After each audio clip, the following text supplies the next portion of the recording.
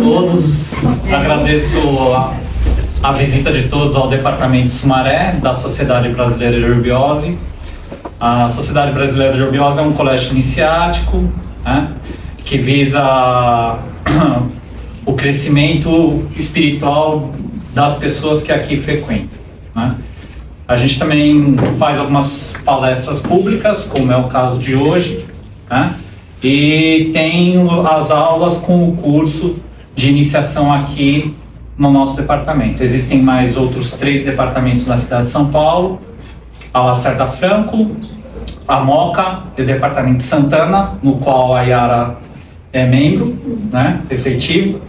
A Yara, ela é advogada com uma especialização em direito de propriedade intelectual, é membro efetivo da Sociedade Brasileira de Eubiose desde 1990, do departamento Santana, mas ela também já fez parte do departamento Lacerda Franco. Ela foi instrutora do Grau IAMA, lá na Lacerda Franco. Em Santana acho que não, né? Santana não. Não, né? Não. E também ela é obreira de São Tomé das Letras, uma cidade em Minas Gerais, no qual também existe um departamento da Sociedade Brasileira de Eubiose. E no caso, como obreira, ela faz trabalho voluntário nessa cidade de São Tomé, além de dirigir uma companhia de teatro, A Voz da Terra, há 23 anos. Parabéns, grato. Vocês conhecem São Tomé? Sim. Bom, tá bom, gente. Inicialmente, então, boa tarde. Vocês estarem aqui hoje. Uma pergunta, uma questão. Nós estamos no século XXI, terceiro milênio. O que nós vamos falar de Joana d'Arc, né?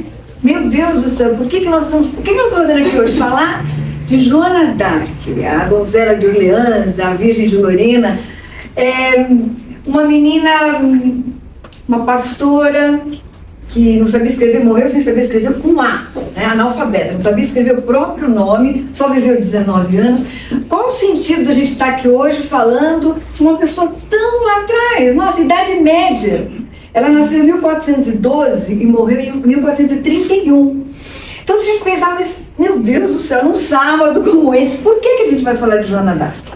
Então, eu penso o seguinte, gente, eu acho que nós, todos aqui, e a humanidade de uma maneira geral, nós somos sim o resultado, como consciência, de todos esses seres que vieram antes de nós.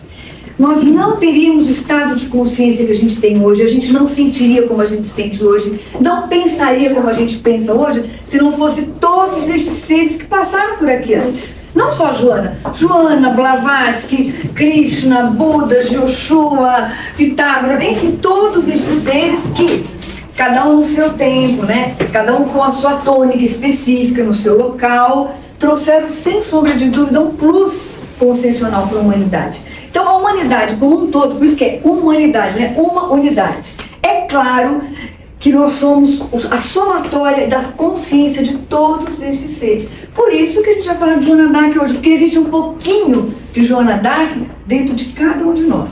Certamente que existe. Vocês vão ver por quê. Mas a Joana que eu queria conversar com vocês hoje não é a Joana d'Arc que o mundo conhece, né? Não é a santa, que nós vamos ver que nem santa ela foi. Não é a Joana que foi beatificada e canonizada pela Igreja Católica. Não é essa Joana que nos interessa. Eu queria que a gente visse hoje a Joana oculta. A Joana que o mundo aí fora não conhece. E o caráter iniciático da missão de Joana d'Arc. É isso que nos interessa hoje. Vejam, Joana d'Arc não foi a mãe biológica de nenhum ser. Ela não gerou biologicamente nenhum ser. Mas ela gerou uma nação inteira. Ela gerou uma pátria. Porque antes de Joana, a França não existia como nação. Com ela nasce a nação França, a pátria França. Por isso, ela é considerada a mãe da França. Alguém cujos algozes, achando, né, que queimando até as entranhas e jogando seus restos calcinados no rio Sena, poderiam extirpá-la de uma vez para sempre da memória dos homens. Lê do engano, que não se pode apagar o sol. Então essa menina pastora, Agartina, segundo revelações de Henrique José de Souza, que associou o nome Joana d'Arc a Gina da Arca ou de Agartha. E ele vai mais longe. Joana, ele associa com Joan, Suan, cisne, seres de hierarquia.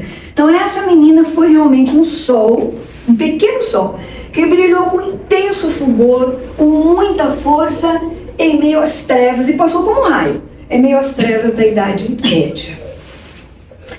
Vejam, por isso que eu até coloquei, essa música que vocês estavam ouvindo, não sei se vocês prestaram atenção, vocês ouviram uma música no início, é de uma ópera de Giuseppe Verdi, de 1844, chamada Giovanna dell'Arco. Mas todos esses e mais outros compositores, poetas, escritores, escreveram ou compuseram para Joana d'Arc. Tchaikovsky compôs uma música para ela. Bernard Shaw, um grande dramaturgo, tem uma peça linda sobre Joana d'Arc. Schiller, o poeta alemão, comparava Joana a uma valquíria escandinava. Teresinha de Lisieux é a Santa Teresinha do Menino Jesus. Tem versos belíssimos para Joana. Ela era francesa também e foi morta prematuramente como Joana d'Arc, né? E vários filmes, vocês já assistiram alguns, mas como tem filme de Joana?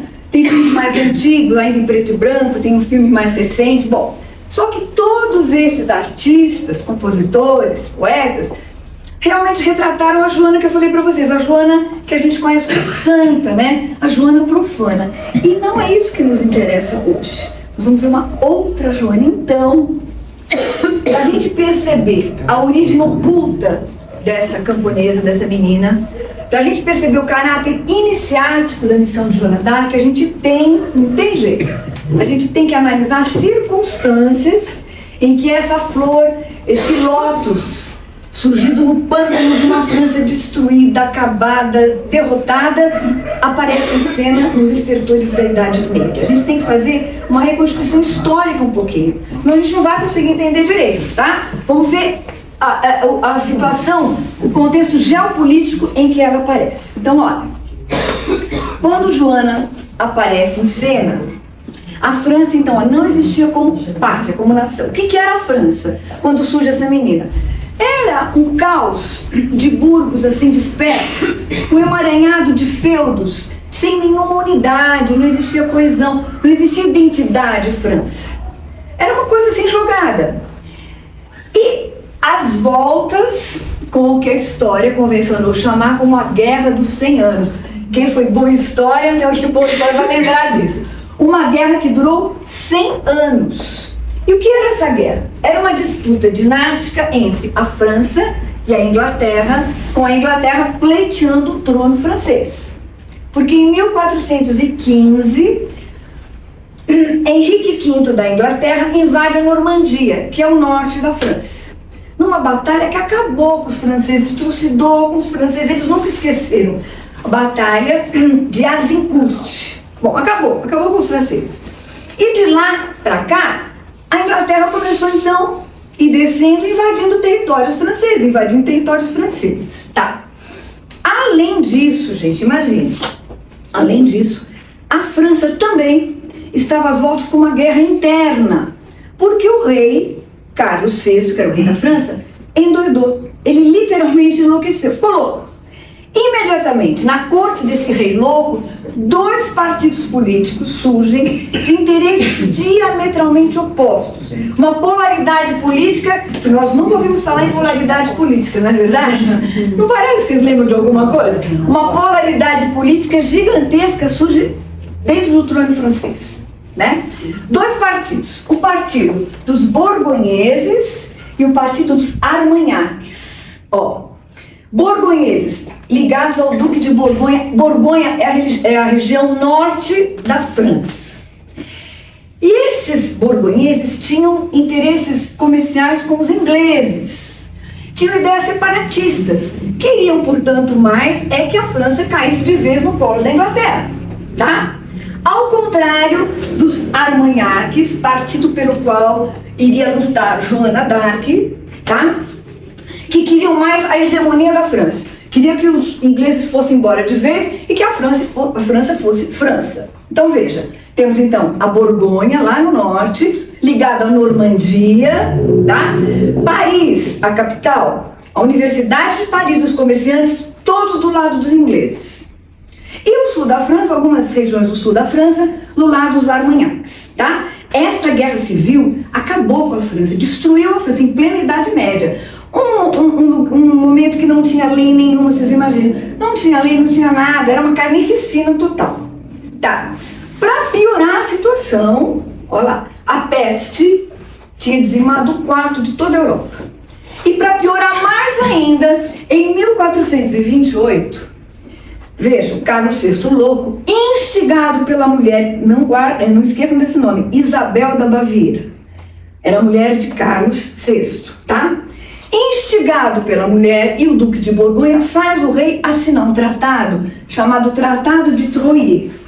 Por este tratado, Carlos VI deserda o próprio filho, que tinha o título de Delfim. Delfim era um título que se dava na antiga monarquia francesa para o sucessor do trono. Deserda o próprio filho, pior, nomeia como sucessor Henrique VI da Inglaterra, filho de Henrique V, ou seja, por esse tratado ele entrega a França de mãos beijadas para a Inglaterra. Olha só, o rei louco, instigado pela mulher, deserdou o próprio filho. Então, neste caos que vocês estão vendo político, nessa situação péssima, horrível, é que um personagem aparece em cena e num curto espaço de tempo acerta toda a situação. Impressionante. Logo põe em ordem tudo. Expulsa os ingleses, termina com a Guerra dos 100 Anos. Um personagem surge e muda o rumo da história. Então nasce... Pode passar... pode deixar. Nasce... Não, antes. Olha lá. Lá em cima, gente. Eu sou baixinha. Na fronteira da Lorena com a Champagne, bem lá em cima, numa aldeiazinha que nem está no mapa, chamada Dom Remy.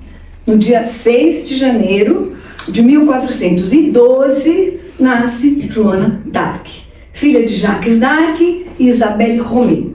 Bem lá, por isso que ela é conhecida como a Virgem de Lorena, porque era da região da Lorena, tá? Põe a casinha dela. Essa casinha aqui, se um dia, não sei se já foram lá para Lorena, na França, essa é a casinha onde ela nasceu, que hoje é um museu, Museu Joana d'Arc, tá? Nessa casinha aqui, detalhe importante, rodeando esta casa existia um bosque de carvalhos, guardem isso também, uma floresta de carvalhos que rodeava esta casa aqui. E atrás dessa casa, que ainda existe, claro que reconstituída, né, a igreja que existe até hoje, onde ela foi batizada. E até o final da vida, ainda quando a fogueira estava devorando seu corpo, ela lembrava dos sinos que tocavam nessa igreja local. A igrejinha onde ela foi batizada. Como lembrava também dos sons, dos murmúrios dos rios que desciam da alta região da Lorena em direção ao centro da França. Muito bem. E como é que foi a infância de Joana d'Arc? Absolutamente normal. Pode passar. Normal, como qualquer outra camponesa. Todos os entrevistados que conviveram com ela, todos os livros que eu li muita coisa sobre Joana d'Arc, todos disseram, eram unânimes, dizer, olha, nada diferente dessa menina, uma menina normal, uma camponesa, que adorava a natureza, corria pelos campos, os passarinhos iam beijar nas mãos dela, amava a natureza, nada diferente, nada de anormal. Só tinha uma coisa que ela tinha de diferente de todas as outras crianças, de todas as outras camponesas que com ela conviveram. A imensa compaixão, a imensa piedade que ela tinha dos desfavorecidos, dos marginalizados da sorte, dos pobres e oprimidos. Por quê? Porque ela via chegar na aldeia onde ela nasceu, Dom Remy, todos os fugitivos que vinham das aldeias saqueadas, pilhadas, queimadas, os Armagnacs, que a França estava numa guerra civil. Ela via chegar todos esses fugitivos e acolhia todos eles, né? E ela sentiu um amor tão grande, uma criança, gente. Vamos lá, a gente tem que voltar na Idade Média, tá? Nós temos que ir lá para trás agora. Ela sentiu um amor tão grande por essa França, um amor tão grande, que os franceses, que não se acreditavam mais, já tinham jogado a toalha, completamente desesperançados. Pois imagina, o rei tinha deserdado o próprio filho, né?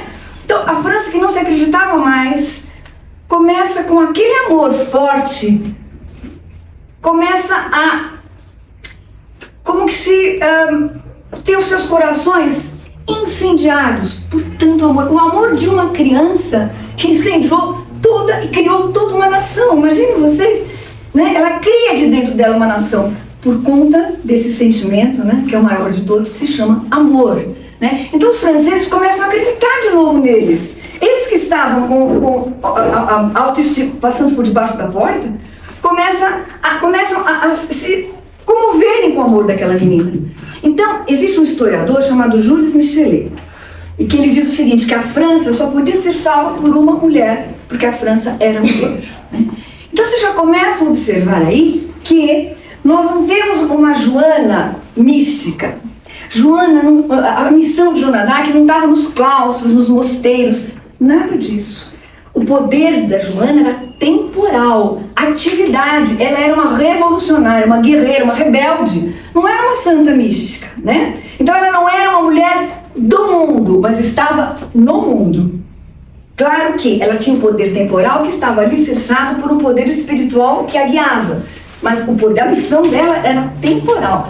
Nessa altura do campeonato a gente pode pensar assim, gente, mas por que a França com essa bola toda? Ou seja, por que o Eterno se preocupou de colocar uma consciência agatina na face da Terra e que apenas durante 19 anos, que foi o tempo curto de vida dela, iletrada, analfabeta, deixou de boca aberta, assim, de queijo caído os maiores doutores e teólogos da Universidade de Paris? Tamanha inteligência, gente, bom senso, equilíbrio e força dessa menina. Bom, vamos pensar o seguinte, se nós lembrarmos que mais ou menos 300 anos da morte de Joana d'Arc, ocorreu a Revolução que lançou as bases do Estado moderno, que foi a Revolução Francesa, que mudou tudo, com os ideais de liberdade, igualdade, fraternidade.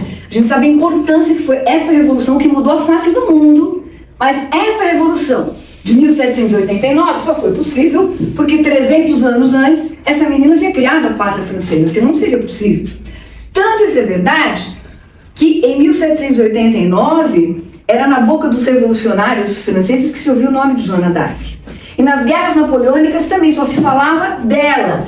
E mais perto de nós agora, em 1945, durante a Segunda Guerra Mundial, o general francês Charles de Gaulle foi o líder da resistência francesa contra os nazistas. Ele era chamado pejorativamente pelos nazistas de Joana d'Arc de Saias. Então todas as vezes, todas as vezes que a gente se defrontar com batalhas, com lutas em que se busca a luta contra o domínio, contra a tirania, contra a escravidão, a gente sempre vai ouvir falar dessa moça. A gente sempre vai ouvir falar de Joana d'Arc. E ela dizia sempre o seguinte, que coisa, eu sou enviada de Deus. Quando ela chega em cena, eu sou enviada de Deus. Minha missão é salvar a França. O tempo todo, até na hora da morte. Fiz tudo por revelação, eu sou enviada de Deus. Minha missão é salvar a França. O que eu estou falando, o que eu quero dizer com isso? Como ela tinha tanta certeza assim, às vezes a gente passa a vida toda, não é? Tentando descobrir, afinal, o que nós viemos fazer aqui? Qual é a minha missão, não é assim? Como pode ter tanta certeza, mas tanta convicção de onde ela veio e o que ela tinha que fazer? Então, vamos ver como é que começou isso tudo. Tá. Tudo isso começou quando ela tinha 12 anos. Agora vou contar a historinha, né? Tinha 12 anos, estava com o pai na lavoura, mais ou menos por volta de meio-dia, e ela começa a ouvir umas vozes. Começa a ouvir umas vozes estranhas. Depois, além das vozes, ela narra que ela via se formar assim, como se fosse uma bruma, numa névoa, umas imagens. Tá. Ela identificou como sendo de Santa Catarina, Grande Santa Catarina, Santa Margarida e o Arcanjo Miguel, porque é o que vem com a espada, o Arcanjo das Batalhas. Tá bom. E o que essas vozes diziam? Ela narra que, no começo, eram assim conselhos que se dá para uma adolescente. Olha, você seja boazinha, respeite seus pais, vai na igreja, coisas assim. Só que com o tempo, o teor dessas vozes foi mudando. Começou a ficar diferente. Começaram essas vozes a falar para ela sobre compaixão, sobre o sofrimento dos franceses, sobre piedade, e foi mudando. E esses discursos foram ficando cada vez mais enfáticos, cada vez mais diretos, até que um dia O que era um simples conselho se transforma numa ordem. Claro que ela podia obedecer ou não, porque o livre-arbítrio é sempre respeitado. Qual era essa ordem? Joana, abandone sua aldeia que você ama tanto, sua aldeia natal, abandone seus pais, seus amigos, sua família e vá salvar a França. Ela conta que se assustou. Mas eu sou uma criança, eu não sabia nem cavalgar direito, como assim? Não sei escrever um A, eu salvar a França. Ela conta que se assustou. E ela ficou durante 5 anos ouvindo essas vozes sem que ninguém, isso parece um detalhe, mas não é, ninguém percebeu nada de diferente nela. Durante 5 anos ela continuava a ouvir essas vozes, não contou para ninguém, guardou isso com ela, não contou nem para a mãe, ela contou. Eu vou fazer um parênteses aqui pelo seguinte, pode colocar. Vejam. A Idade Média foi uma época de florescente misticismo. Existiram místicas famosas na Idade Média. Essas místicas eram muito conceituadas. Eram ouvidas por reis, consultadas por nobres, né? Por exemplo, coloquei algumas delas aqui, né? Catarina de Siena, Matilde de Magdeburgo na Alemanha, Elizabeth de Chunot. Eram místicas muito consideradas, mas a diferença entre o contato que existia entre o divino e Joana, o contato com o transcendente entre essas místicas e Joana d'Arc era a imensa saúde psíquica, que ela tinha equilíbrio, bom senso e sensatez. Diferenciava esse misticismo dessas mulheres. Por quê? Porque essas mulheres, essas grandes místicas, tinham um certo, nesse contato com o transcendente, não sei, a palavra seria desequilíbrio, meu filho pode me ajudar que psicó, mas ou entravam em transe, ou ficavam inconscientes, ou ficavam entorpecidas. Joana não tinha nada disso. Nunca jejuou, não era supersticiosa, nada. Absolutamente, mas absolutamente equilibrada. Isso é um fato importante, porque essas vozes de Joana d'Arc foram questionadas até os dias de hoje. Questionadas por teólogos, psicólogos, psiquiatras, questionando, afinal de contas, o que é que ela via, o que é que ela ouvia. Foi uma coisa muito, até hoje é questionada. E então essa diferença é importante dizer, que ela era absolutamente, mas tinha uma saúde psíquica em que nunca entrou em transe, nunca ficou inconsciente, nada disso, tá? Fechamos o parênteses. Bom, e aí? Como é que foi pra frente essa situação? Tá bom. Ela guardou isso com ela, tocando o barco, tocando a vida, até que uma coisa acontece na França que empurrou definitivamente Joana para sua missão. Foi o cerco à cidade de Orleans no ano de 1430. Veja, eu tô aqui baixinha, mas vamos ver se vocês veem. Vocês estão vendo Orleans aqui, ó? Ei, como é duro não ter crescido. Pega o... Assim, não, mas aqui, ó como eu cresci. Aqui eu lembro, certo? Pertinho de Paris, estão vendo Paris lá em cima? Tá. O que acontece? Veja, Orleans era um importante centro comercial nessa época. Os ingleses, eles não tomaram a cidade, eles sitiaram a cidade. Ou seja, nenhum francês nem saía nem entrava. E o povo tá morrendo de fome. Mais ou menos uma faixa de Gaza hoje. A história se repete sempre, né? Não tem nada, debaixo do sol não tem nada igual, nada diferente, tudo igual. Bom, eles sitiaram a cidade.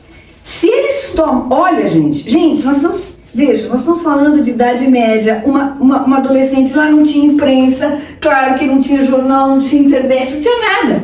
Como é que ela percebeu? Uma criança, como é que ela percebeu? Peraí, não, agora não dá. Por quê? Se os ingleses tomassem definitivamente Orleans, eles estariam a um passo de Paris. E se eles tomam Paris, a capital, então hoje não existiria a França. Hoje realmente a França seria a Inglaterra. Ela percebeu isso, falou, não, agora não dá. Eu tenho que ir lá socorrer esse povo. O que ela faz? Ela foge de casa e vai numa aldeiazinha perto da aldeia dela, chamada Vaucouleurs, que também nem tem no mapa, é tão pequenininho. E ela vai lá falar com um capitão, chamado Robert de Baudricourt. Tá bom. E ela chega lá, vocês imaginam a cena, gente? Vestidinho, trancinha, chega lá pro capitão. Capitão, eu sou enviada de Deus, só eu posso salvar a França. O quê? Não, eu vim aqui para dizer que eu sou enviada, eu vou salvar a França. Ele falou, pelo amor de Deus, me leva essa menina embora. Leva, ela vai cuidar das suas vacas, cuidar de galinha, o que é isso? Ela volta para casa dos pais, toma uma surra, é claro, mas ela não desiste. Daí uns dias ela volta de novo. Capitão, eu sou enviada de Deus, só eu posso salvar a França, só eu posso levantar o cerco de Orleans. O que você quer? Eu preciso, olha o que ela pediu, de uma escolta que me leve até o sul da França, aqui, onde está exilado o pobre Delfim, que seria o futuro Carlos VII, o rei exilado. Ele estava lá no sul da França, coitado, destruído. Olha como é a cara, era, né? Porque é uma reconstituição. A carinha de Carlos VII. Peraí que tá um pouquinho mais pra frente. Aqui, olha a carinha dele. Veja, um desânimo total. É claro. Gente, você dá pra acreditar no rei Deus? Olha o desânimo deste ser. Claro, agora volta para. Coitado, ele foi deserdado pelo próprio pai. Ele tinha também uma desconfiança contra a própria paternidade, que corria um boato que a rainha talvez tivesse tido um caso extraconjugal, então ele talvez não era filho legítimo de Carlos VI. Naquele tempo não tinha DNA. Então, arrasado, destroçado, pobre. Então, Joana vai pedir para o capitão que ela precisa de uma escolta, que a leve até o sul da França, porque ela tinha que falar com o rei. O que você quer falar com o rei, menina? Eu quero dizer para o rei que eu sou enviada de Deus e que só eu posso salvar a França. Ah, esse homem vai, leva embora essa menina, pelo amor de Deus, leve para cá. É louca, como é isso? Vai de novo para casa dos pais. Ela ia desistir? Claro que não. Rebelde, né? Eles são os grandes rebeldes. Foge de casa de novo e vai lá de novo. Capitão, não, mas o que você quer? Mas só, veja que aí, a essa altura do campeonato, de tanta insistência, já corria um boato na redondeza. Peraí, será que essa menina não é mesmo a que vai salvar a França? Ela já tinha uma simpatia do povo da região. Por quê? Por causa de duas profecias que corriam na França muito antes de Joana.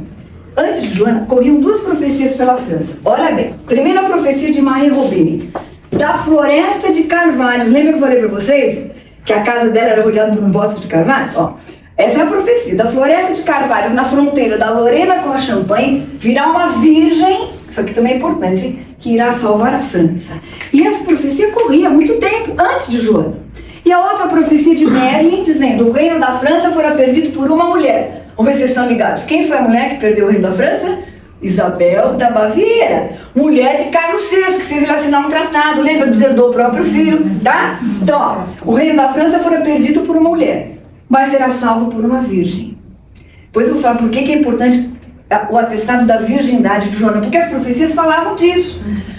Então, tá bom, o capitão, então, convencido pela população, falou: tá bom, eu vou te arrumar uma escolta com 6 homens, e pela primeira vez, então, ela se veste de homem. Claro, um detalhe que a levou à morte anos depois, é um detalhe, mas é completamente compreensível, gente. Daí para frente, ela seria a única mulher no meio de homens. Idade média, um tempo sem lei. As mulheres eram estupradas, violentadas, aquela balbúrdia. Então, se veste de homem, a população arruma para ela uma espada e uma armadura, e ela vai, então, com estes 6 homens, escoltada, eles atravessam toda a França. Volta o mapa. Lá de cima atravessa toda a França. Veja, 500 quilômetros, porque a França é pequenininha. 500 quilômetros. Quanto é daqui no Rio de Janeiro? Uns 400 quilômetros? 400. Olha como é pequenininha. Como é pequenininha a França. Mas enfim, 500 quilômetros para atravessar toda a França. É que o Brasil é muito grande. É que o Brasil é muito grande. Uma França cabe dentro... Não é? Essa França acho que cabe dentro do quê? De Minas Gerais. Não sei. Parece um pouco Minas, sei lá. Bom, enfim.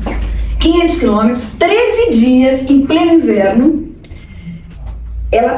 Eles atravessam, gente, estradas, a gente tem que voltar na Idade Média, infestada de bandidos e de borgonheses, porque estão na guerra civil, em plena guerra civil. Ela dormia vestida, dormia de armadura. E nada acontece para essa menina, nada. Veja se não era realmente uma proteção divina.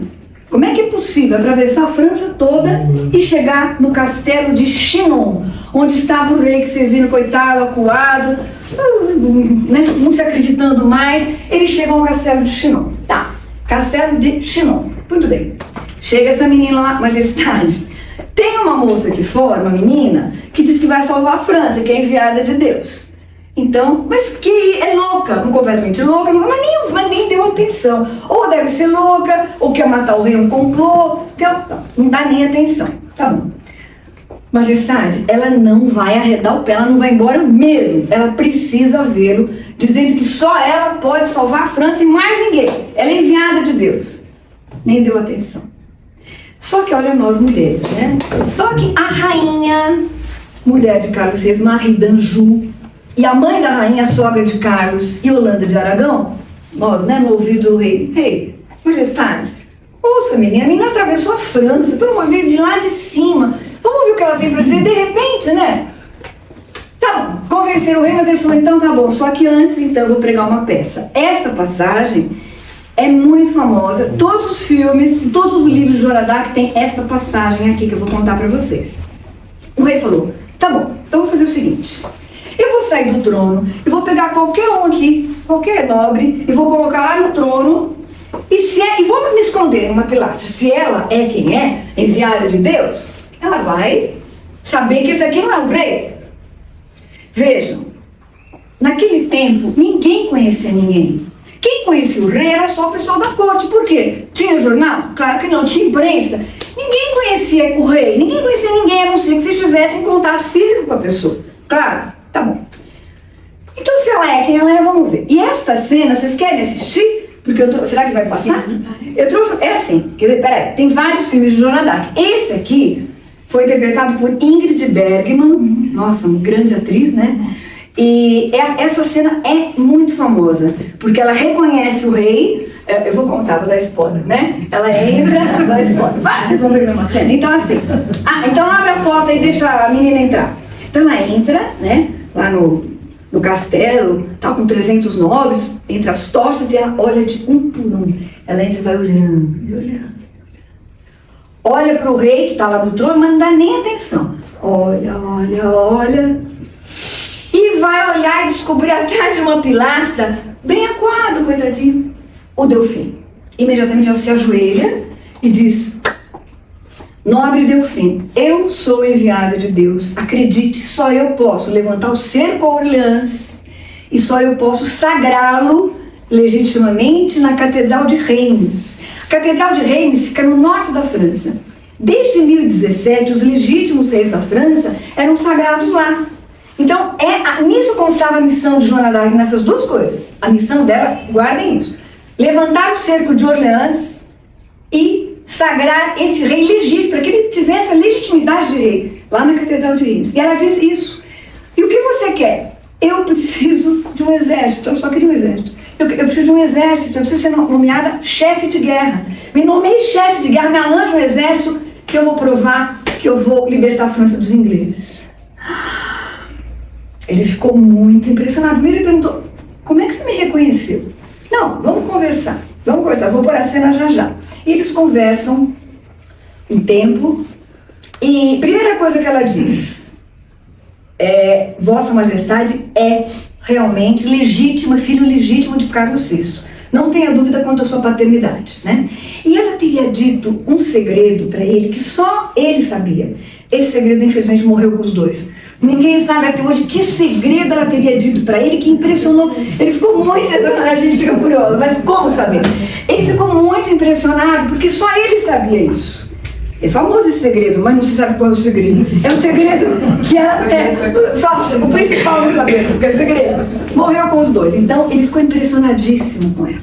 E resolve, então, realmente formar um exército, nomeá-la chefe de guerra para que ela parta rumo a Orleans. Vamos fazer um parênteses aqui para vocês assistirem então a cena com a Ingrid Bergman. A última e melhor.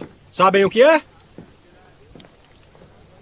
É melhor que uma peça. Uma profetisa veio de Lorraine e prometeu salvar a França e coroar o nosso Delfim.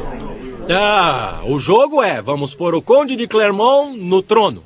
Ele vai fingir ser o ilustre Carlos.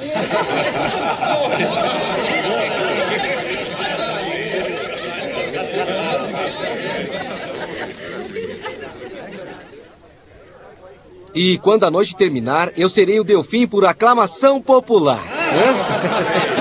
Por sorte, isso não basta.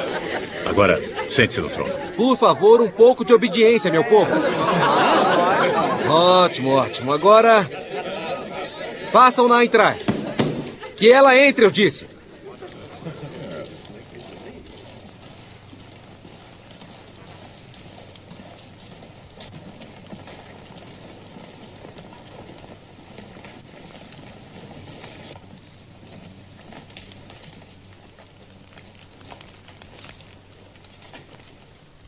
Ah, são em 3. E qual é a donzela de Lorraine? Eu sou a donzela de Lorraine. E quem são as outras donzelas com você? Charles de Metz e Bertrand de Poulengy, que vieram me proteger. Uma família de 3. Se quer dizer algo contra a donzela ou a nosso respeito por ela, aconselho que se cuide com o que diz. Minhas desculpas. Preferiria que ninguém se ajoelhasse para mim. Então ninguém vai se ajoelhar. Asseguro-lhe que não é a posição que se escolhe para conforto. Venha. Aqui está o nosso grande Delfim.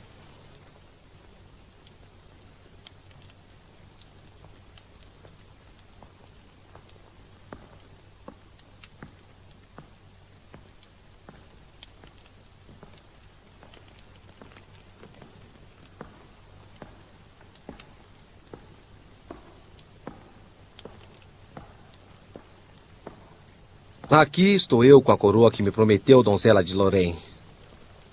Providencie que eu seja coroado. Providencie que eu seja coroado já.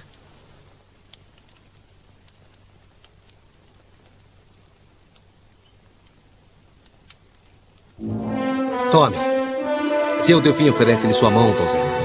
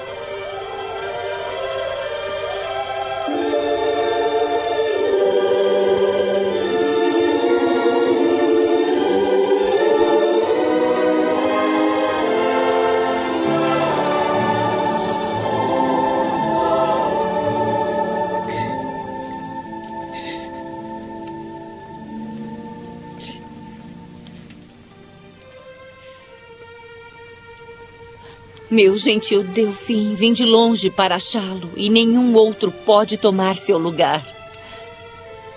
Deus falou para mim através de seus mensageiros. E é sua vontade que eu o ajude e o torne rei da França. Como me conheceu? Eu lhe direi isso quando estivermos a sós.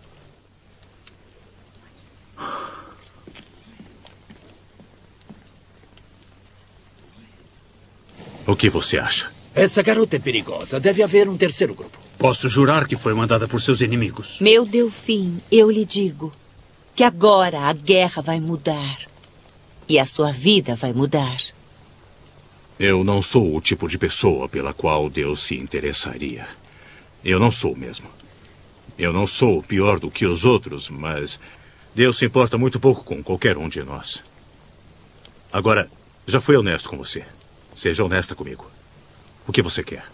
Dinheiro? Terras? Presentes?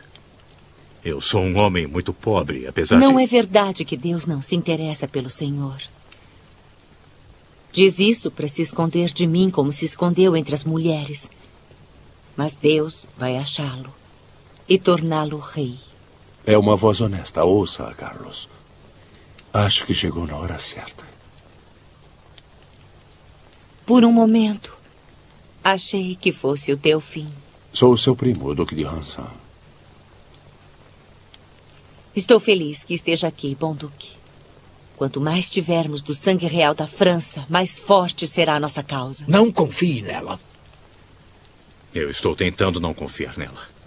Mas cada vez que olho nos olhos dela, Eu creio mais no que ela diz. Mais uma razão para desconfiar.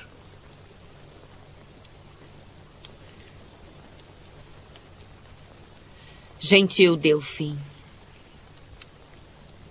se lhe contar coisas tão secretas que só são conhecidas pelo Senhor e por si, acreditará que fui enviada por ele?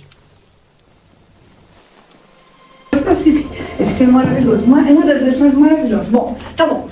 Voltando, então o rei ficou convencido. Mas, aí sofrimento meu, né? Ele disse o seguinte, bom, só que é o seguinte, antes de arrumar um exército, eu preciso ter certeza que essa moça não é louca, que ela é boa da cabeça. O que ele resolveu? Ela tem que passar por um exame para testar que ela é virgem, um constrangedor exame para testar a virgindade dela e um exame psíquico para testar que ela realmente é boa da cabeça. Então o que eles fizeram? Eles reuniram uma caravana com o rei, Carlos VII, o Delfim, né, que seria o Carlos VII, o Delfim, a rainha Yolanda de Aragão, que era a sogra, alguns nobres, e foram um pouquinho para baixo da França, tem uma outra cidadezinha chamada Poitiers. Nessa cidadezinha, durante 3 meses, ela foi sabatinada, vejam, por 18 clérigos, teólogos, advogados, chamaram da Universidade de Paris os maiores doutores da Universidade de Paris, para que ela fosse sabatinada, porque chegasse à conclusão de que realmente ela era sã da cabeça. E chegaram à conclusão que, é claro, não existia nada, não sei, muita saúde física e psíquica nessa menina. Mas aí, além disso, precisava passar por um teste para que atestasse mesmo que ela era virgem. Tá, um constrangedor exame. Mas esse exame, para a gente pode parecer ridículo, tinha uma razão de ser por causa de uma superstição que corria na Idade Média. Veja, a antiguidade pagã e o cristianismo medieval, eles atribuíam muitos valores às virgens. E a missão de Joana d'Arc estava atrelada realmente à veracidade de que ela é virgem. Por quê? Por 4 motivos. Primeiro, as profecias. Não é? As profecias diziam que era uma virgem que viria de Lorena. Então, tinha que atestar a virgindade dela. Segundo, para provar que ela não era uma feiticeira. Uma feiticeira não poderia ser virgem. Por quê? O pacto com Satã automaticamente pressupõe um contato sexual com ele. Tinha que atestar que ela era virgem para ver. Não, ela não é uma feiticeira. Terceiro fator importante. Gente, é claro que ela percebeu que o escudo protetor dela era a virgindade. Lógico. É a única mulher na Idade Média, no meio de homens, então a virgindade era escudo de proteção. E mais do que isso, ela estava ficando mocinha. 16 para 17 anos, os feromônios a mil. Essa energia sexual tinha que ser canalizada numa missão. E que não era uma missão fácil, não? Gerar um país, uma nação. Então, essa energia não podia ser desfocada e ela tinha que focar toda essa energia na sua missão. E ela tinha tanto bom senso que alguns anos depois, 2 anos, quando ela foi condenada, perguntaram, escuta, mas você vai ser virgem a vida toda? E ela respondeu, enquanto as minhas vozes disserem que é para eu ser virgem, enquanto eu estiver em missão, me manterei virgem. Depois, seria uma mulher normal, sei lá. Então, ela não era beata, entende? Ela não tinha nada de problema, porque já chegaram a questionar. Será que ela não tinha um problema de origem sexual, de ordem sexual? Nada disso, ela apenas tinha lucidez da missão, mas plena lucidez da missão, né? Então, formou-se um exército e ela segue para Orleans com os 3 elementos emblemáticos da missão de Joana d'Arc, que era o seu estandarte, um estandarte que ela sempre levou nas batalhas e não deixou que nunca ninguém levasse no lugar dela, de medo que alguém morresse no lugar dela, então era só ela. Esse estandarte era de linho branco, bordado de flores de lis, o símbolo da França, e no centro, olha que interessante, tinha a divindade segurando o mundo, ficou arcano 4, a divindade segurando o mundo no centro do estandarte, ladeado por 2 anjos com as inscrições Jesus Maria. Mas ela tinha um estandarte menor, que às vezes ela levava, que tinha no centro uma pomba com um rolinho um pergaminho no bico, escrito assim, da parte do Rei dos Céus. Quer dizer, mais iniciático impossível. Além disso, a espada, essa é uma reconstituição da espada dela, que, pasmem, nunca usou. ela tinha horror a sangue. Imagina, uma guerreira com horror a sangue. É paradoxo, mas esses seres são mesmo paradoxais, né? Então ela nunca feriu ninguém com essa espada. E a Cruz de Lorena, que foi inclusive símbolo da resistência em 1945, né? A Cruz de Lorena. Então ela segue na frente. E como que era esse exército de Joana d'Arc? Nossa Senhora!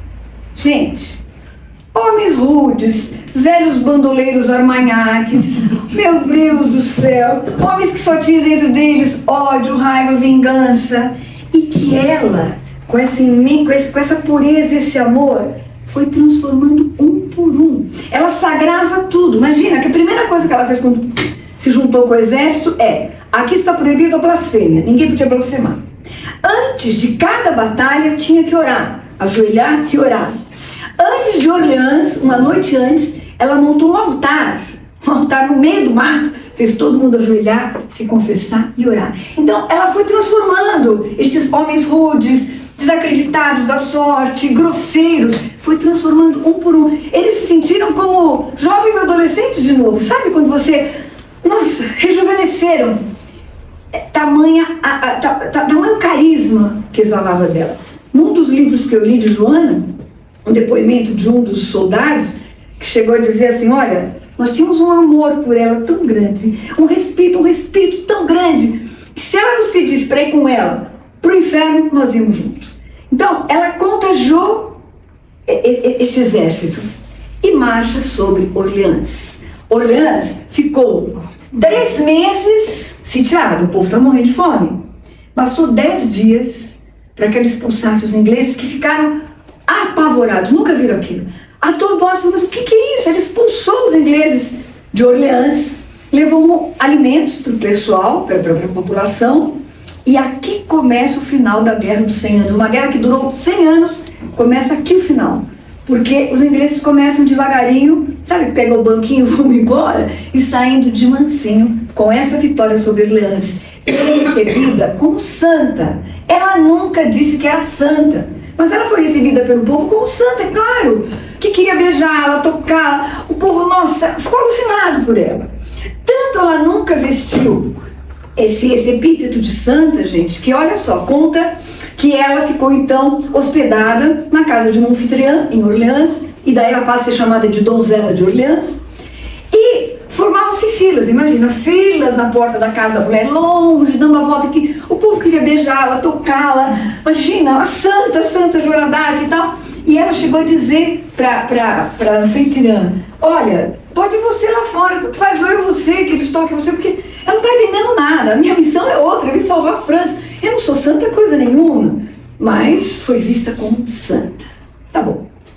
Primeira parte da missão, cumprida, porque aí os ingleses começaram a ir embora. Mas faltava uma segunda coisa para completar a missão.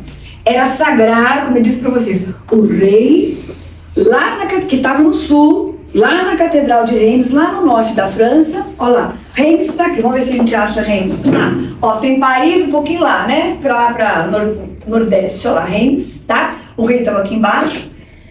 Porque desde 1017 os legítimos reis eram consagrados lá e Carlos não era. Olha a inteligência dessa menina, ela percebeu. Não, ele precisa ser sagrado lá, por quê? Isso daria aos olhos dos franceses a legitimidade espiritual sobre o poder temporal, a legitimidade que realmente agora a França tem um rei. Ela percebeu isso. Porque muitas aldeias da França achavam que o rei era Henrique VI da Inglaterra.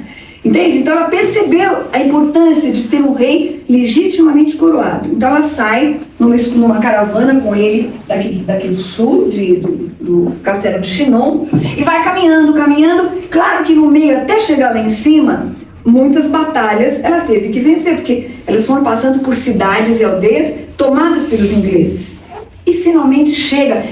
E assim, a caravana ainda ia enchendo de gente. Por onde passava, enchendo de gente. Quando chega lá em cima, em Reims, uma caravana enorme.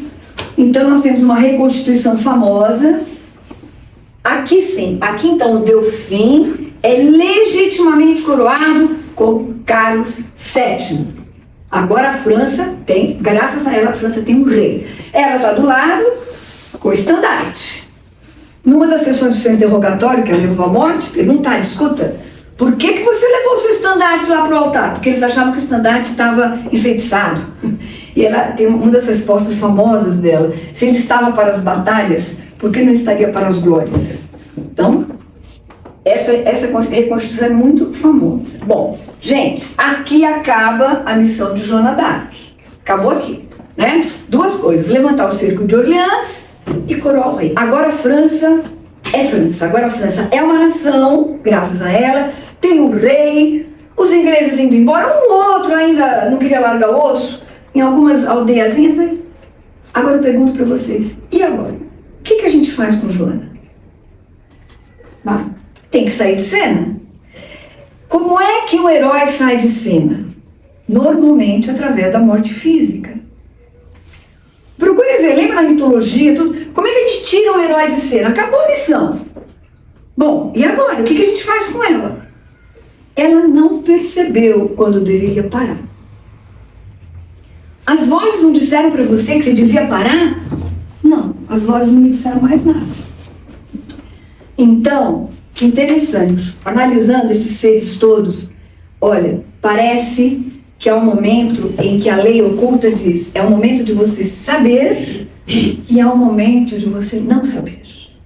Há um momento de você perceber com o máximo de consciência e há um momento em que há um decréscimo nessa consciência para que eles possam sair de cena e para que o que tem que ser consumado seja consumado.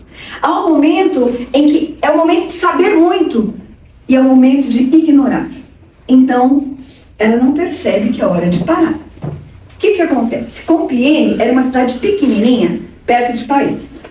Alguns ingleses ainda tinham sitiado essa cidade muito pequena. Estavam lá, o povo estava lá cercado. E ela vai falar com Carlos. Carlos, eu preciso marchar sobre Compiègne, porque o povo está lá me chamando e porque os ingleses estão lá.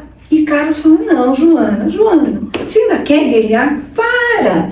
Agora já está tudo certo, né? Ele não queria mais se desgastar. Queria fazer acordos diplomáticos, a França já era a França. Ele falou, não. E ela vai então sozinha, sem apoio do rei que cruzou os braços, só com alguns soldados, ela marcha sobre esta cidade. E na porta da cidade, ela é derrubada do seu cavalo e é presa, capturada pelos borgonheses. Não foram os ingleses, os borgonheses. Vejam, gente, naquela época, era muito fácil fazer o resgate de um prisioneiro. Os reis resgatavam. Então o rei poderia ter feito tudo, poderia ter resgatado dos borgonheses. Ele não fez absolutamente nada. E o que ele não fez, os ingleses fizeram. Então compraram o resgate dela e agora os ingleses tinham nas mãos a maior de todas as prisioneiras que eles mais odiavam. Chamavam a Joana de a prostituta da França, nas mãos dos ingleses.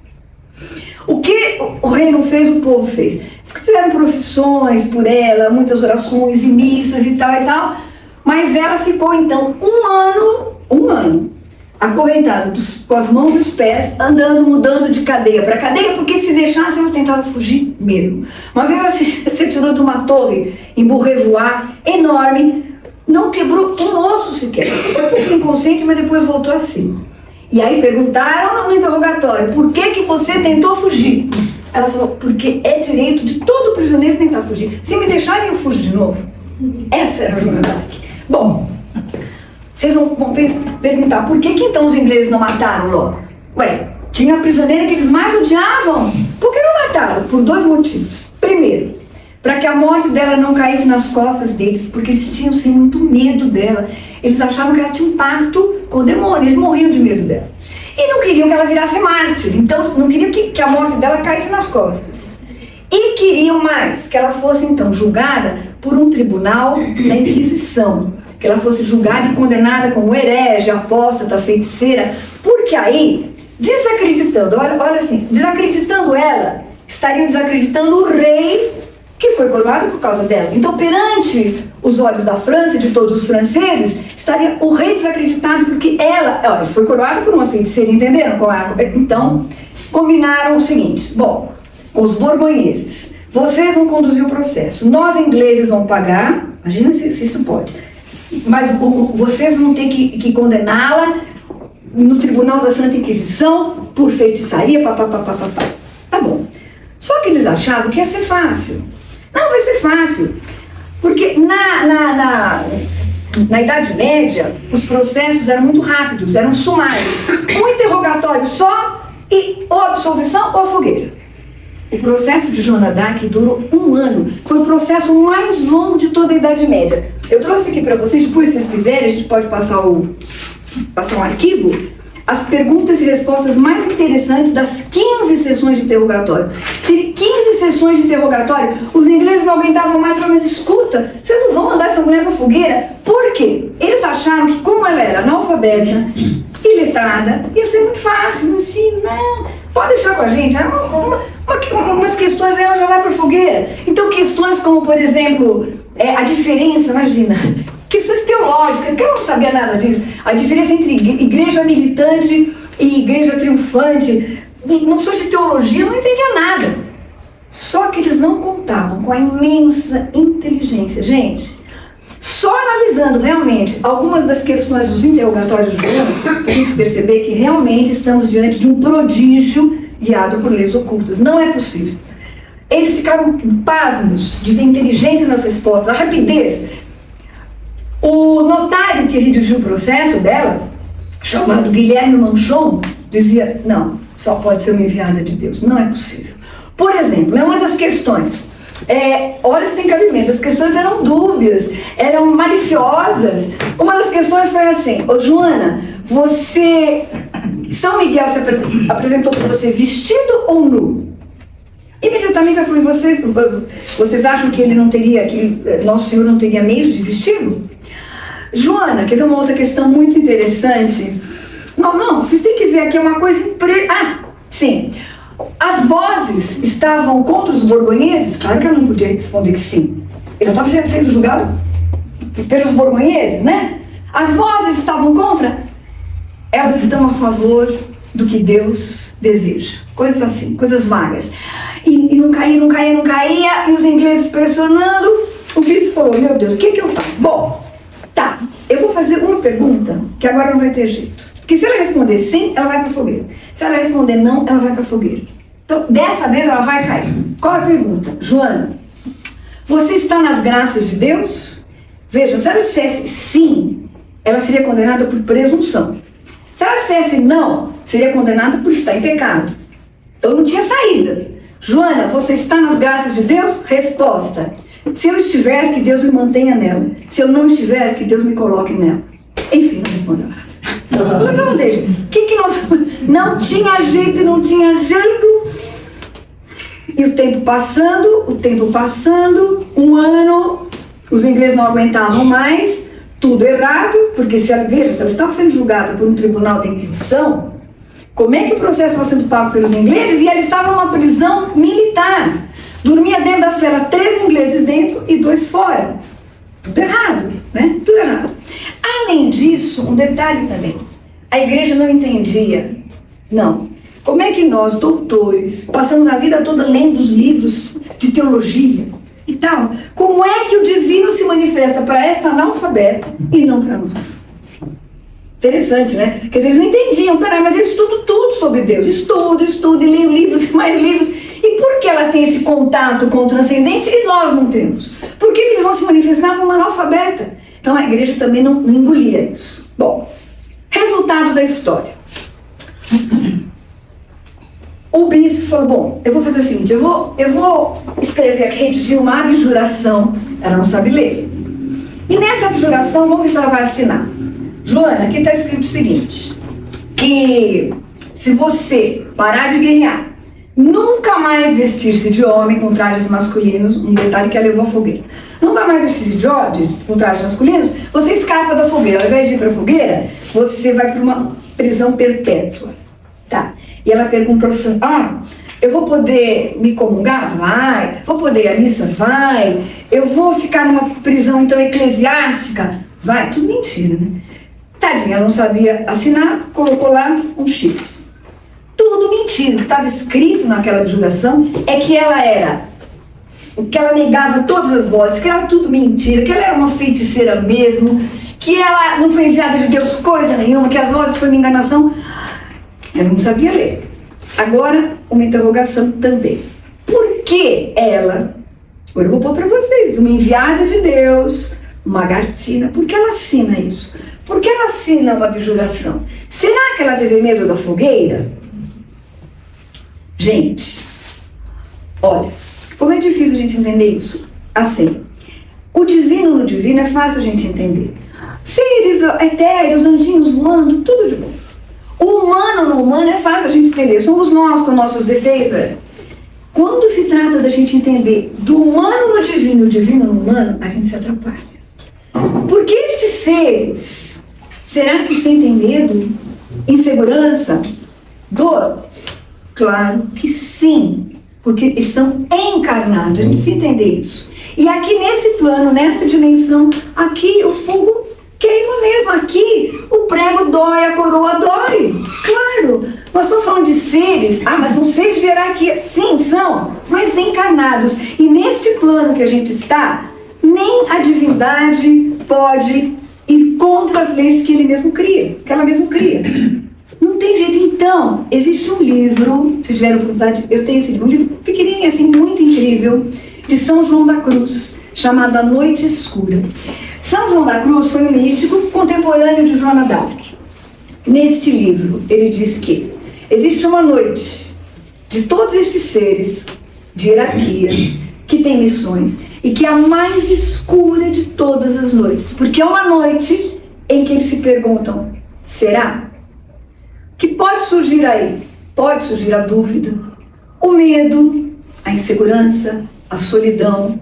Só que como são seres divinos, eles saem desta noite crescidos, como um duíja que a gente chama, ou seja, aquele que nasce duas vezes. Então vamos fazer um parênteses aqui, uma comparação com Joshua bíblico, com Jesus bíblico, né? Aquela tentação de Jesus no deserto, que para mim é a passagem mais fantástica. A gente sabe que não foi nenhum ser de fora dele que o estava tentando. Claro que não foi nem o diabo. É a natureza, um pouquinho, um resquício de natureza humana que ainda restava dentro dele, que diz assim: meu Deus, transforma essas pedras em pães se você é quem você é, né? Jesus detinha os 8 poderes do Yogi, os 8 Siddhis. E você detém 8 poderes e você vai deixar fazer isso com você? Transforma isso aqui logo em pães e acaba com isso. E a grande, para mim, né, pessoal, a grande vitória de Jesus é que ele diz: não, eu tenho esses 8 poderes e não vou usar nenhum. Aí a grandiosidade é você ter um poder e você não usar o poder, né? Daí ele realmente nasceu 2 vezes. Aí ele venceu toda a natureza humana e saiu vitorioso. Joana também saiu vitoriosa nesta noite em que ela percebeu, porque havia perguntado a ela: escuta, as suas santas não disseram que você vai ser libertada? Ela disse: as minhas santas disseram que era para eu aguardar que eu seria libertada. Mas ela não percebeu que essa libertação passaria invariavelmente pelo doloroso caminho das chamas. Sim, ela será libertada, vai ter que passar pelo fogo. Mas o fogo é rápido, porque existe um filme, se vocês assistirem o filme de Joana d'Arc, para mim é o mais bonito, com a Jeanne Seberg, uma atriz francesa, preto e branco, magnífico, baseado na peça que Bernard Shaw escreveu. A primeira cena é fantástica, é assim: Joana já tinha morrido, e Carlos VII, um paspanato, não conseguia dormir de remorso, né? Então ele lá desesperado, aí de repente ele olha na cama e vê Joana, o espírito dela, na ponta da cama. E aí, tô contando essa cena pra vocês. Aí ele fala assim: ai, Joana, me conta, a fogueira dói muito, o fogo dói. Olha a criança assiste. Ela dá uma risadinha e fala: ai, Carlos, a vida pode doer muito mais do que a morte.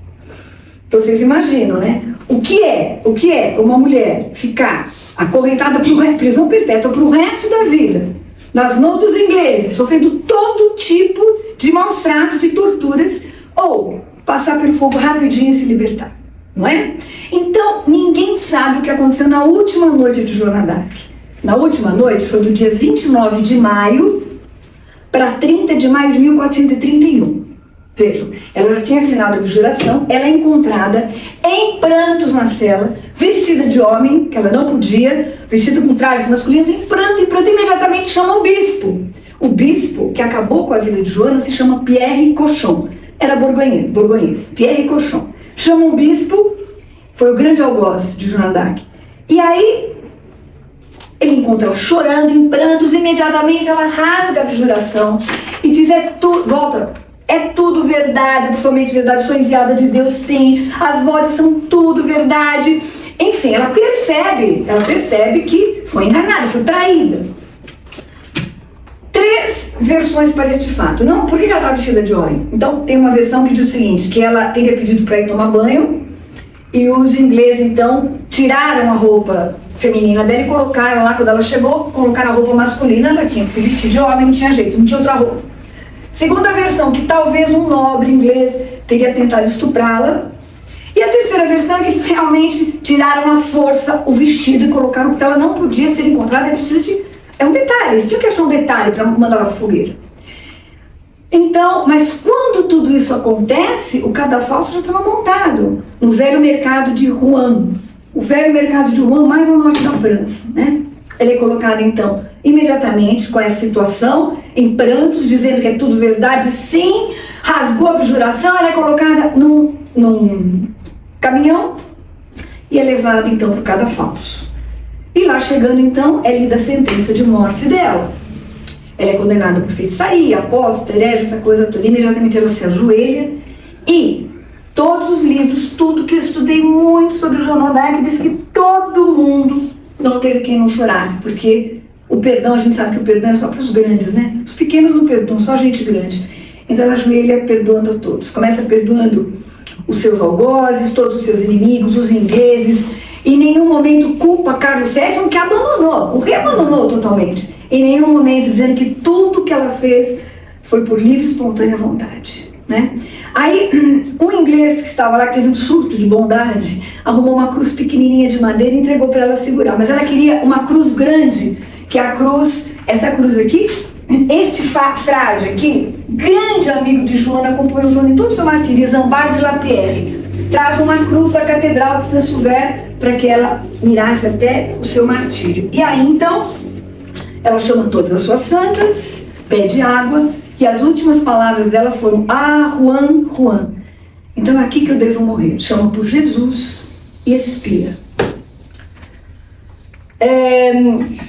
Nos relatos que eu li, teve inclusive alguns ingleses que enlouqueceram, viram quando ela expira, que ela exala dos seus lábios uma pomba.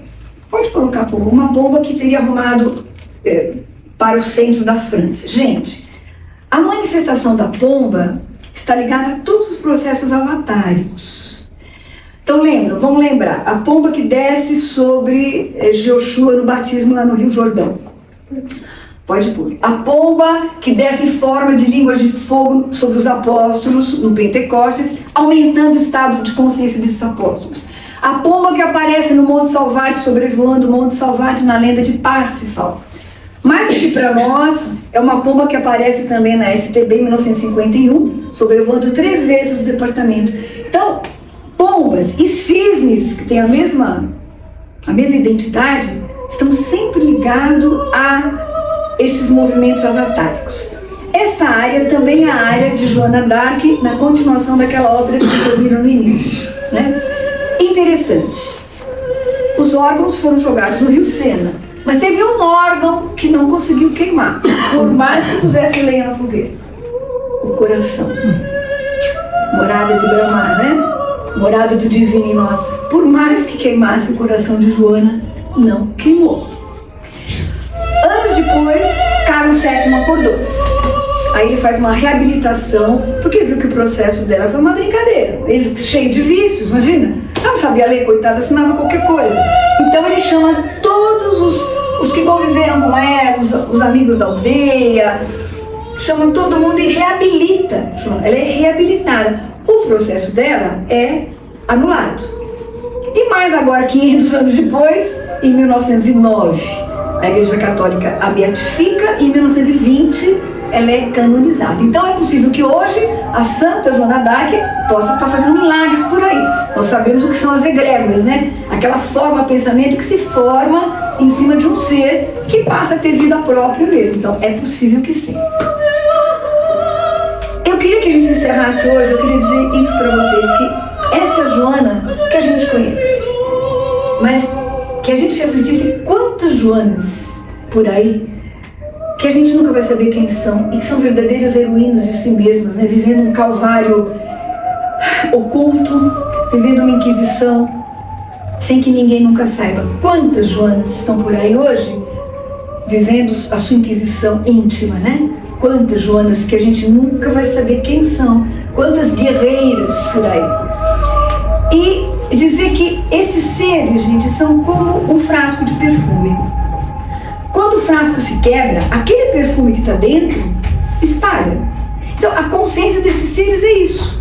Portanto, que é possível que todas as vezes que cada um de nós sinta uma compaixão sincera por uma situação, por alguém, ou quando nós sentimos dentro de nós um sentimento de genuína bondade ou piedade por uma pessoa, ou ainda quando a gente se defrontar com uma injustiça muito grande, que a gente tiver a força, a coragem de lutar contra aquela injustiça, é possível que seja a consciência de Joana d'Arc vibrando dentro de cada um de nós. É possível que sim. Eu queria agradecer a presença de vocês. Tomara que tenha passado um pouco dessa menina, dessa criança, para que a gente possa ter coragem na nossa vida, né? Esses seres, eles trazem uma coragem para a gente. E dizer que tomara que o Eterno continue mandando para a face da Terra seres como Joana d'Arc.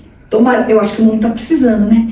E que nós possamos ser dignos de receber estes seres. E mais do que isso, de reconhecê-los. Porque é difícil. A maioria deles vai para a fogueira, outro vai para a cruz e por aí vai. Tá bom? É isso, gente. Muito obrigada.